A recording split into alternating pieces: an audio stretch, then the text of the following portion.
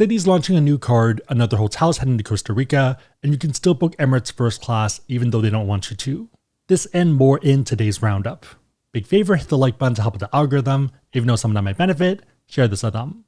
First up, let's talk about Citi and the Strata card. It's a launch, but also kind of feels like a rebrand. The main reason being that Citi discontinued the Rewards Plus card a few months ago, and this new card is replacing it, and if you did have the old card, they're converting it over to this new one. At the same time, the card is changing pretty dramatically. For the new card, you're earning 5x thank you points on hotel bookings, car rentals, and attractions booked through cititravel.com. You also earn 3x thank you points at supermarkets, select transit, gas stations, EV charging stations, and one eligible self-select category that you pick. So the last one does give you a bit of flexibility. There's a few options including fitness clubs, select streaming services, live entertainment, pet supply stores, and cosmetic stores, barbershops, and hair salons. From the sounds of it, based off what we currently know, it could be a pretty good no annual fee workhorse. Lastly, you do get 2x back on restaurants and 1x on everything else. So the new card's a no annual fee earner. The old card is pretty different. For that one, you were getting 2x thank you points at supermarkets and gas stations on the first 6,000 spend per calendar year. Another feature was rounding, so they would round up transactions to the nearest 10 thank you points. The last one was a 10% rebate, so you get points back on the first 100k thank you points redeemed every year. The last one being why it was a great card. For the rebate, it wasn't just redeeming it as cash back, but also transferring out to partners if you had other Citi cards that allowed for that. So for example, if I transfer out 100k points to Qantas, then I'm getting 10k points back. I guess you could argue that it's not the biggest deal, but a 10% discount's still nice. Or I guess technically rebate. Funny enough, I did have 3 of these since that was the meta. Probably not worth a deep dive given where it is, but you pretty much had different pools, and there were some interesting strategies. If you do have the card though, then I would still use the rebate for the year before the changeover.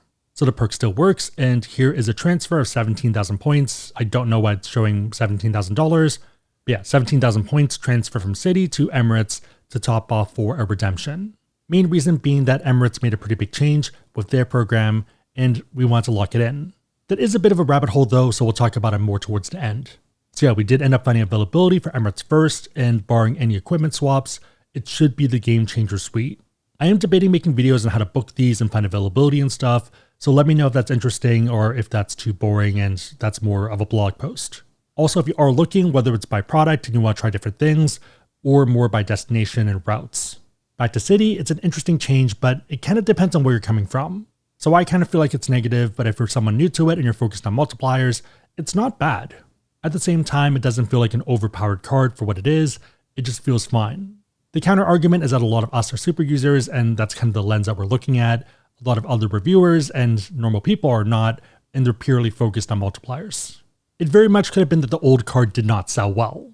A bit of me does feel like Citi doesn't really know what they want to be compared to other peers like American Express, and it's shown. Amex knows their niche, they know how to execute in it, and they're doing great. American Express is pretty much playing the game of they'd rather have 50 people love them and 50 people hate them, rather than 100 people be impartial. In contrast, Citi just announced another wave of layoffs.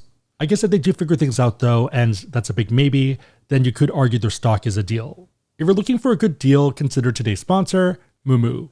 They're currently offering up to 60 free stocks and 8.1% APY on uninvested cash. It's a pretty interesting offer. You're going to get 5 free stocks for depositing 200, an extra 20 for depositing a total of 2,000, and an extra 35 for depositing a total of 5,000. Looking at the terms, it's total net deposit, so 5,000 to unlock all 60. Most of these will be in the $2 to $9.99 range, but some can be higher. Outside of the bonus, there are a lot of cool features. You gain access to dozens of news platforms that would otherwise charge you a monthly subscription like Wall Street Journal, Barron's, Bloomberg, and Reuters. If you like baseball, then you're in luck. They're an official partner for the New York Mets. You get free tickets to Monday games at Citi Field for Section 126. It's a cool perk if you're in or you're visiting New York. You do have to have a funded account to qualify and claim tickets, and it's first come, first serve. This current promotion ends June 3rd, 2025. If you're interested, check out AskSebby.com/Moomoo or use the link down below. Try it out and let me know what you think.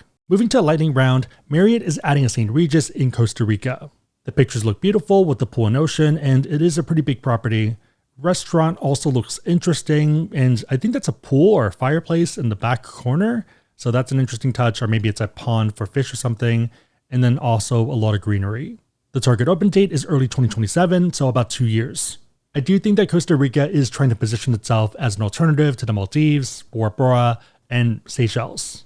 Also, some pretty good points options. You have Ondas that's under Hyatt, and you're getting about 1.8 to 2 cents per point, while the Fostoria just opened, and you're getting pretty good value there as well. About 1 cent per point for Hilton points is pretty good, or just great value for free night rewards. There's also a Ritz-Carlton Reserve that opened earlier this year, but that is a bit different, especially on the point side, even though it is under Marriott. If you are looking for value and pretty easy availability before somewhere gets too popular, then this seems like a great choice. Speaking of availability, let's talk about Lufthansa First Class. This is one of the Grail options, and even more so with the new product, especially in the future if they do allow points to book into it. Right now, that's not an option, but that can change in the future as they expand their fleet. They also do have a normal first class though, and it's still pretty good. Award programs are interesting because they want to empower their members, but they also have other partner obligations and agreements. With Lufthansa and their miles, you can pretty much book when the schedule opens. For their partners, it's normally T7 or T14, so 7 to 14 days from departure. I have gotten a few DMs that this might be changing soon, that US to Europe ones might be gone. Heading over to SeatAero, there's definitely more space going from Frankfurt to the US, so a lot more. So for example, to New York and to Miami.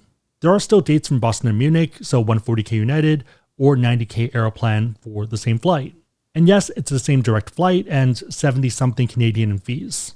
Scrolling down, pretty much the same idea with Munich to DC, JFK and Boston, and a lot of options there. Chicago's still an option though, and it'd be booking through United. Doing it this way, it'd be 140k points, so a lot more, but a lot less on fee side, so $5. Also a great example of why I think United miles are fine if you have them, but I would not transfer bank miles to United. Those same bank points could be worth a lot more with Aeroplan. Speaking of United though, and their program, they are devaluing it. If you're not a super user, you might not be affected, but it's still not a good thing. Beginning August 21st, United will be eliminating the excursionist perk for new award bookings.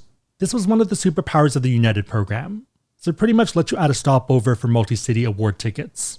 They're also ending instant upgrades for people that had status that booked normal fares.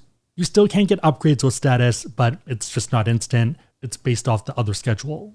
So for example, for Silver, it's day of departure, Gold is 48 hours from departure, Platinum is 72 hours, and 1K is 96 hours. But yeah, before though, if you had, let's say, Gold status, you could book Economy and then have instant access to Economy Plus. The one exception is if you're redeeming miles or using plus points. On the note of upgrades, in the past it was based off an award chart, and now they are moving towards dynamic pricing. Normal award bookings are already dynamic, so not that big of a deal to me. I think the excursionist perk is going to be the biggest issue, but a lot of people also don't use it. It does feel like a bit more of a super user perk, but let me know what you think. For upgrades, we're almost reluctant United flyers, but still do it for a lot of routes that make more sense. A big one being Houston for family stuff and relatives. Yeah, for those flights, United makes more sense because it's direct and we do have Gold status, so that's made the trips easier. Not crazy upgrades either way, just improved comfort. For the last story, let's look at the Grail level experience with Emirates First Class. I am going to speed run through this, so let me know if I need to do a feature video or blog post or something walking through finding availability. 2 weeks ago, they made a pretty major change, and that's what prompted my Citi to Emirates transfer, and it was because they stopped letting people book first class with their miles and points unless you had their status, specifically Silver, Gold, or Platinum Skyward status.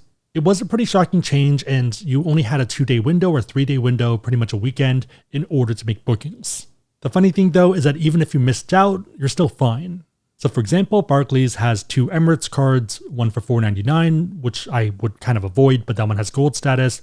The other one's $99, and that one gets you Silver status for the first year.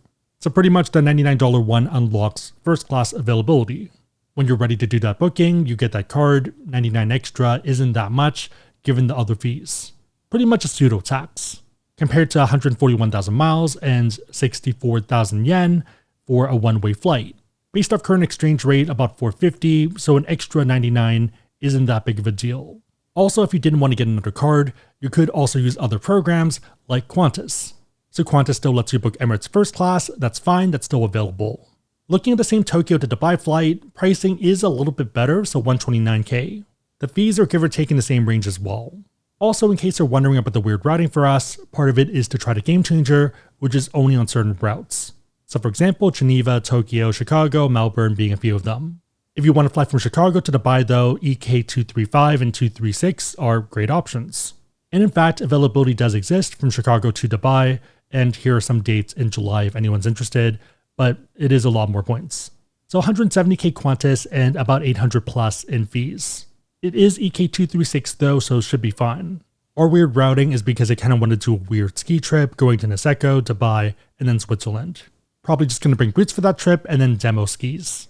If you are less particular about products, you do have a lot more options.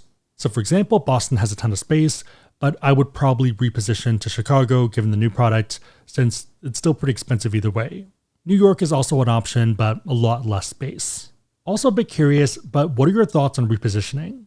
I had a friend who, for the same amount of bank points, chose to fly premium economy from SFO to Tokyo instead of going from SFO to Seattle to Tokyo. So doing pretty much a 3-hour layover and just relaxing.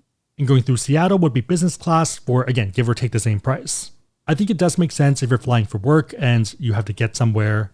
But if it's for fun, and maybe I'm alone here, but I work on my laptop anyways, so sitting in a lounge isn't that big of a deal.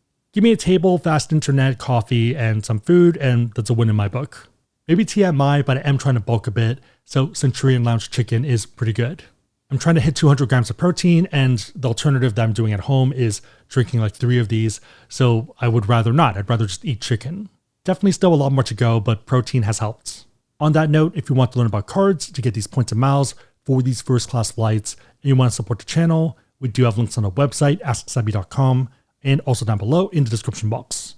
Make sure the links are competitive, that they make sense, but otherwise it is a huge way to support the channel, so thank you in advance. If you made it to this point, leave a cow emoji in the comments down below for protein shakes, and I'll try to heart it and also respond. Also, thank you to Moomoo for sponsoring today's video. AskSebby.com/Moomoo if you want to get some stocks for trying an app. 3 questions. Number 1, what are your thoughts on the Citi Strata card compared to the Citi Rewards Plus?